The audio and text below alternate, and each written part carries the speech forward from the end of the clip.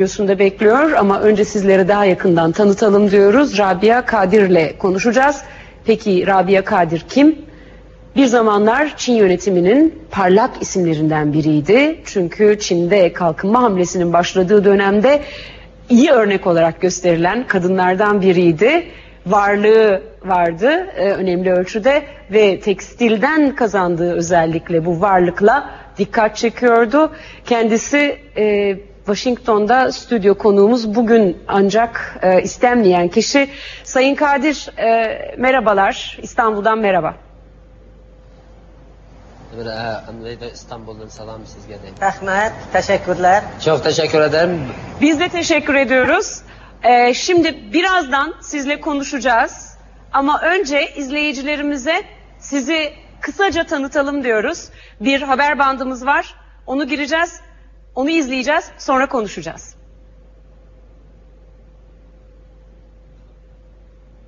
Bantımız var deydi. Onu tutup endikin siz bile sözleşimizdeydi. Hop, teşekkür. Çok iyi, teşekkür ederim. Peki o halde izleyicilerimizle birlikte bakıyoruz. Rabia Kadir kimdi? Rabia Kadir 11 çocuk annesi ama tüm Uygurların anası olarak biliniyor.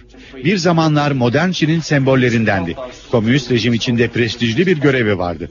Çin ekonomisini dönüştürürken tekstil alanındaki yatırımlarıyla 1994 yılında ülkenin en zengin 7. kişisi oldu. Milyoner bir girişimci, Müslüman bir kadın olarak da 1995 yılında Birleşmiş Milletler Konferansı'nda Çin'i temsil etti. 62 yaşındaki Rabia Kadir bugünse Pekin tarafından vatan haini ilan edilmiş durumda. Gözden düşmeye 1997'de kanlı bastırılan Uygur isyanını açıkça ve sert bir dille eleştirmesiyle başladı. 1999'da tutuklandı. 6 yıl hapis yattıktan sonra 2005'te uluslararası toplumun baskılarıyla serbest kalıp ülkesinden ayrıldı.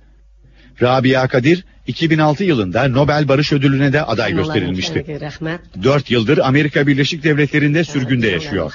Dünya Uygur Kurultayı ve Uygur Amerikan Derneği'nin başkanı Rabia Kadir, Uygurlu Türkler için mücadelesine devam ediyor.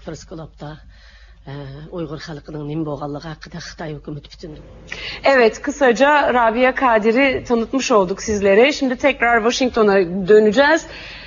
Çin'in istenmeyen kadını, bu yüzden de tam olarak aranan isim kendisi belki. Washington'da Rabia Kadir karşımızda, yanında da bize çeviri yapan danışmanı Ömer Kanat var. Tekrar hoş geldiniz. Evet, hoş geldiniz. Hoş bulduk efendim. Sayın Kadir, öncelikle isterseniz sizin Doğu Türkistan'daki durumla ilgili anlatacaklarınızı dinleyelim. Oradaki son durum nedir? Rakamlar nedir? Ne oluyor Doğu Türkistan'da? Deydi ki hazır sizden deydi olmuş Şarkı Türkistan'daki ahirki vaziyet hakkında bir malumat alaydı. Ahirki malumatınız nima ki nim buluyordu diye. Aldı bilen ben bugün şu bütün ekranda ben bile görüşüp durgan barlık Türk halkıga ve İstanbul halkıga ve menin halkımның Doğu Türkistanlı karındaşlığını bölüp yetip şulağa yardım kolunu sunuvatkan Prezident Abdullah Gul'a ve onun etrafında barlık birle işlevatkan septaşlarına Çin kalbimden salam yollayman ve 20 milyon Doğu Türkistan halkı namıdan rahmet etmem. Her şeyden önce ben Türk halkına, Doğu Türkistanlı kardeşlerine göstermekte oldukları destek ve yardımdan dolayı teşekkür ederim. Özellikle Türk yetkililerine bu Doğu Türkistan'daki vaziyete gösterdiği desteğe, özellikle de Cumhurbaşkanı Sayın Abdullah Gül Efendi'ye ve 20 milyon Doğu Türkistanlı namıdan teşekkürlerimi ve minnettarlığımı bildiririm. Ben özümün Türk televizyonunun aldıda oturup bütün Türk halkına özümün Doğu Türkistan avazı bilen sözlep bereligenligim için özümni en baxtli hesaplayman. Ben kendimi Doğu Türkistan dilinde, Uygur dilinde Türk seyircilerine konuştuğum için, Türk televizyonunda konuştuğum için kendimi bahtiyar hissediyorum. Muşu fırsatını hazırlap bergenliginler için sizlerin televizyon istasyonundaki barlık muhbirlerine rahmet etmem. Ayrıca sizin televizyonda, NTV'de ayrı teşekkürlerimi bildiririm. Doğu Türkistan'ın hazırki meselesi Özüңlar bilisizlar, hazırki vaziyeti Xitoy xalqi bilan Uyg'ur xalqining bir yerda turolmaydiganligini isbotlab beryapti. Masalan, 7 ayning 5 kuni tinchlik bilan namoyishga chiqqan 10 mingdan ortiq Uyg'ur xalqini balası bilan, ailesi bilan, hatta kuchug'idagi bovoqlari bilan Xitoyning bayrog'ini ko'tarib turib, ulardan bir adolat talab qilib, ulardan bir haqiqat talab qilib, ulardan o'zining erkinligini talab qilib, tayoq yeb o'lgan qarindoshlarga haqida qonun javob qilishni talab namoyishga chiqqan Uyg'ur xalqini Xitoy soqchilari tarafidan Xitoy hukumati qattiq bostirgan ve öldürgen, otkan, urgan. Mana bu 3 gün davamında yani. Efendim son olaylar Doğu Türkistan'daki Uygurların Çinlerle birlikte yaşayamayacağını, yaşayacak bir imkanın kalmadığını göstermiştir. Çünkü Çin hükümeti Doğu Türkistan'ın Urumçi şehrinde 5 Temmuz günü çok barışçıl bir şekilde protesto yürüyüşüne çıkan Uygurları, kadınları, çocukları ve gençleri vahşice bastırmışlardır. Endi bastırıp boğandan keyin bütün dünyaya Uygurlar çıkıp topulan çıkardı dep, Uygurlarga töhmet yaplap, bütün dünya ikrarlarına aşağıda özünün adamları bilen suikast bilen Xitaylarını urup yıktıp, ularını ikrarga çıkıp köketti. Lekin Uygur halkını hem Xitaylarının gazvini kozgıdı, hem dünyanı aldırmakçı oldu. Bütün Xitaylar onu kökenden keyin köç-köçüde, öy-öyde Uygur karındaşlarımızını, Doğu Türkistanlıklarını surqiyim, urqiyim kırıp urup öldürüp atıdı. Hatta keçi yana, yişeyende 4 Uygur kızını kalp kıldı. Çin yetkilileri, Çin hükümeti Doğu Türkistan'da olan olaylarda Uygurları suçlu göstererek kendisi güvenlik güçlerinin vahşice bastırdıkları Uygurları suçlu göstererek dünya kamuoyuna aldatmaya çalıştı ve bununla birlikte Çinlilerin de Uygurlara olan nefretini ve gazabını bunlar teşvik etti ve neticede Çinliler de oradaki Doğu Türkistan halkına, Uygurlara oradaki saldırmaya başladılar. Peki bu noktada yeni aldığımız haberlere göre evet. Urumçi'de Çinlilerin saldırısı sonucu 4 Uygur kızının öldürdüğü haberini aldık. Bu noktada bir parantez açabilir miyim Sayın Kadir? Şunu sorabilir miyim? Bizim bültenlerimizde yani Çinli yetkililer 156 kişi hayatını kaybetti diyor. Uygur kaynakları yüzlerce kişiden hatta 2000-3000 kişinin ölümünden söz ediyor. Sizin elinizdeki rakamlar nedir ve bunların kaçı Uygurdur? Çinliler arada var mıdır? Çünkü karşılıklı bazı çatışmalar da oluyor galiba. Bu deydi ki Xitoy hükümeti bir 156 kişi öldü dedi o. Lekin bu Uygurlar bunun 2000-3000 kişi de öldü devatıdı. Bu sizce bu kancı ölgen ve bunun kancısı Xitaylan bağımı ölgenler arasında bu hakta biraz malumat verelim siz. Uygurların özüdürler şu günü meydanda namayış buluvatkanda tek namayış ayaklaşmayı durup 400'den artık Uygur'un ölgenlik haberini hep oldu. Elbette beni kabul etmesini, benimle bu mesele üstünde muzakere yapmasını ben çok istiyorum. Bu doğrudur. Benim Türkiye'ye girişim 2 defa benim Türkiye'ye giriş talebim reddedildi. Çok yaşa. Peki Sayın Kadir çok özür dilerim. Ne zaman reddedildi? Hangi dönemde yaptınız bu başvuruları? Ne gerekçeyle? Ne zaman reddedildi?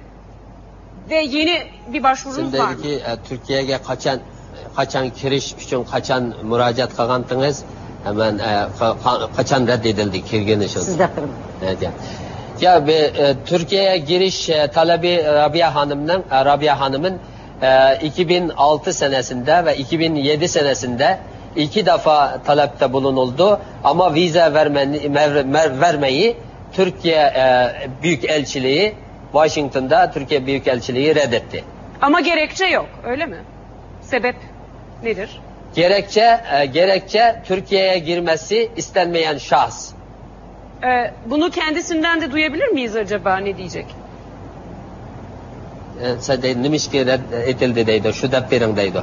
Türkiye kirişi... Yani Çin yönetiminin baskısı mı var Türkiye üzerinde, öyle sorayım. Saydı nimişki nima qildi deydi, Türkiye Xitoy hukumatining nimasi bormi deydi. Ve onun da Xitoy hukumatının kolu var. Akçan Xitoy hukumati, Türkiye hukumatiga besim işletti dedim. Hiç renginim yok çünkü Türk halkının hatırcamligi, mening hatırcamligim. Eğer men kirip ular parakende bulduğaş olsa boptu dedim. Elbette burada Çin hükümetinin büyük baskısı var zannediyorum. Ancak ben tabii bundan pek fazla üzülmedim. Çünkü Türk halkının, Türk milletinin Doğu Türkistanlılara olan desteği devam ediyor. Bu destek bizim için bir tesellidir. Peki Çünkü tekrar etmek istiyorum. Sitim Türk'tü, şundak yakşı kutuapsizler. Ondan sonra benim yardımcım var elbette Türkiye'de faaliyet yapan Sayın Seyit Tümtürk tüm faaliyetleri yapıyor. Onun faaliyetlerinden de çok teşekkür ederim Türkiye'de yaptığı faaliyetler. Kendisi de bunu söyleyebiliyor mu yani? Kendisine çok kısaca istenmeyen kişi, Türkiye'ye giremeyecek kişisiniz mi demişler? Ne demişler? Onu sorabilir miyiz? Ya deydi ki Türkiye'ye siz ne kirgizmegende ağla degancha Türkiye'ye kirişi bo'lmaydigan adam deb shunda degan bu o'zining og'zidan anglab baqayli dedi. Gapadi shunda. Şunda dedi. Siz Türkiye'ye kiriş bo'lmaydigan odamkansiz. Dedi, men onunğa mundaq cevap qaytardım. Bir elçi kız dedi. Ben ettim. O zimin mening ziminim. Ben onunğa çokum bir gün kirmen dedim. Evet, ben Türk Büyükelçiliğine gittiğimde oradaki sekreter, Türk Büyükelçiliğindeki yetkili hanım bana işte nedenini söyler misiniz dediğimde nedeni siz Türkiye'ye girmesi sakıncalı kişi olarak gösteriliyorsunuz. Onun için size vize veremeyeceğiz dedi. Ancak ben ona söyledim ki Türkiye benim vatanımdır, vatanım sayılır. Bir gün ben Türkiye'ye gireceğim. Peki diye ona cevabım bu oldu. Peki bir cümle ile en son söylemek istediğiniz cümle nedir ya da birkaç cümle Sayın Kadir? Çünkü süremiz bitecek. O yüzden en ahırkı sözlemekçi olan cümleniz nemedi? En ahırkı sözlemekçi olan cümlem bütün Türkiye'deki barlık yaşavatkan Doğu Türkistanlı kerindaşlarımını kollavatkan teşkilatla ve bu kıtımkı namayişini kollagan ve namayış çıkan cepat atkan özünün halkının erkinlik için küreş kıvatkanlığa Çin kalbimden rahmet etme ve salam yollayman. Ve Türkiye hükümetinin Doğu Türkistan'dan kelgen Uygurlarını bağırığı ilip Xitay hükümetiga qaytırıp bermegenligi için men aşılağı başpana boğanlık için Türk halkıga, Türk hükümetiga rahmet etmen. Şunun ile Abdülkadir Yapcan deydiğim bir adımımız var. Şununla ikamet ve pasport verişini Türkiye'de yaşavatkan ikametsiz, pasportsuz sergandar Uygurlarının hemmisiga Türk halkı boğanlık için, Türk ulanın zimini boğanlık için nait tez vaxtta ulanın ikameti ve pasportunu çıkarıp verip beraber tekimi hatırcam kılışını ümit kılman. Son cümlem şu olacak elbette. Ben her şeyden önce bu son olaylarda Doğu Türkistan'da son olaylardan dolayı Türkiye'deki kardeşlerimizin, Türk kardeşlerimizin bize gösterdiği destekten, yardımdan dolayı bütün Türk kardeşlerime teşekkür ederim. Ondan sonra da bizim bu derneklerimizin orada teşkil ettiği, yaptığı gösterilere katılan bütün Türk kardeşlerime ve oradaki bütün Doğu Türkistanlılara bu protesto yürüyüşlere katılan Türkiye'deki teşekkür ederim. Ondan sonra da Türkiye hükümetinden oradaki Uygur siyasi aktivistleri Çin'e geri göndermediği için ayrıca Türkiye hükümetine, yetkililerine teşekkür ederim.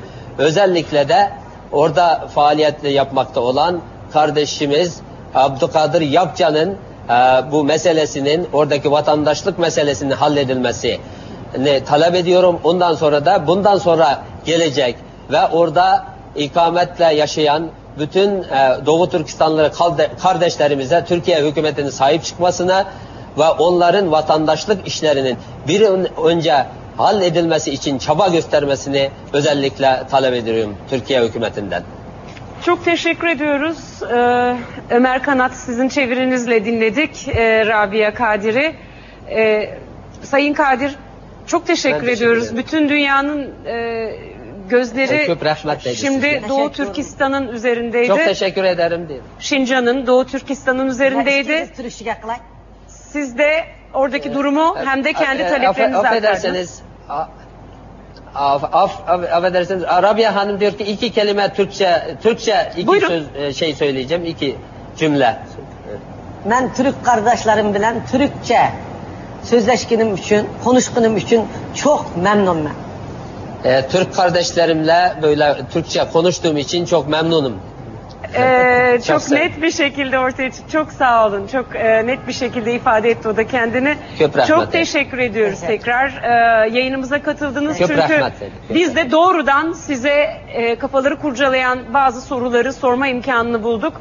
Rabia Kadir Uygurların anası olarak biliniyor ve dünyada bütün basın yayın kuruluşlarında da bu konuyla ilgili adı geçen, referans verilen ve dikkat çekilen isimlerden biriydi. Hoşça kalın diyoruz. Washington'dan yayınımıza katıldı kendisi.